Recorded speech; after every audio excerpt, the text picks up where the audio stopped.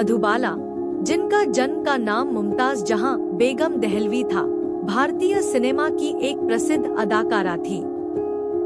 उनका जन्म 14 फरवरी 1933 को दिल्ली में हुआ था। 1950 के दशक में वे भारत की सबसे अधिक कमाई करने वाली अभिनेत्री थी और उन्होंने अपने 2 दशक लंबे करियर में 70 से अधिक फिल्मों में अभिनय किया। उन्होंने अपने 20 साल लंबे करियर में 70 से अधिक फिल्मों में काम किया, जो हास्य फिल्मों से लेकर ऐतिहासिक ड्रामों तक थी। अपनी मृत्यु के कई साल बाद भी मधुबाला बॉलीवुड की एक आइकन के रूप में याद की जाती हैं, खास तौर पर उनकी सुंदरता और अनोखी स्क्रीन उपस्थिति के लिए। मधुबाला का जन्म और पालन पोषण दिल्ली में हुआ था। जब वह 8 साल की थी तो उनका परिवार बम्बई, अब मुंबई, चला गया। जल्द ही उन्होंने छोटी भूमिकाएं निभानी शुरू कर दी, जिनमें उनकी पहली फिल्म बसंत 1942 थी। 1940 के दशक के अंत तक वह मुख्य भूमिकाओं में दिखने लगी।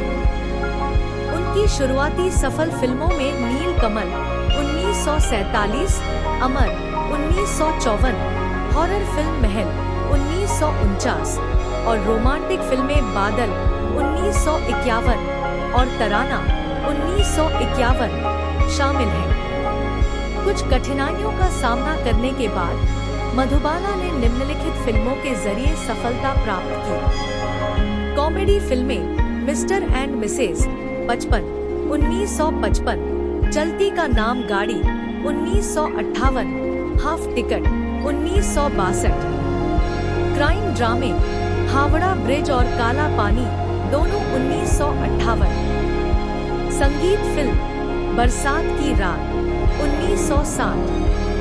उनकी सबसे प्रसिद्ध भूमिका मुगले आजम 1960 में अनारकली के रूप में थी। यह ऐतिहासिक ड्रामा उस समय की सबसे अधिक कमाई करने वाली भारतीय फिल्म थी। इस फिल्म में उनके अभिनय की व्यापक सराहना हुई और उन्हें सर्वश्रेष्ठ अभिनेत्री के लिए फिल्म फेयर पुरस्कार के लिए नामांकित किया गया। आलोचकों के अनुसार यह भारतीय सिनेमा के इतिहास के सबसे बेहतरीन अभिनय में से एक है।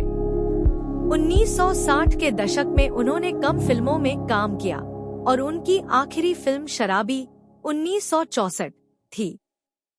मधुबाला ने 1953 में अपनी कंपनी मधुबाला प्राइवेट लिमिटेड के तहत 3 फिल्मों का निर्माण भी किया। हालांकि वह अपनी निजी जिंदगी को गोपनीय रखती थी, फिर भी उनकी चैरिटी कार्यों और निजी जीवन के कारण वह अक्सर सुर्खियों में रहती थी। 1950 के दशक की शुरुआत में उनका अभिनेता दिलीप कुमार के साथ एक प्रसिद्ध रिश्ता था, जो नया दौर के कोर्ट केस के बाद खत्म हो गया। 1960 में उन्होंने अभिनेता गायक किशोर कुमार से शादी की। मधुबाला को एक गंभीर हृदय रोग था, जिसे वेंट्रिकुलर सेप्टल डिफेक्ट कहा जाता है।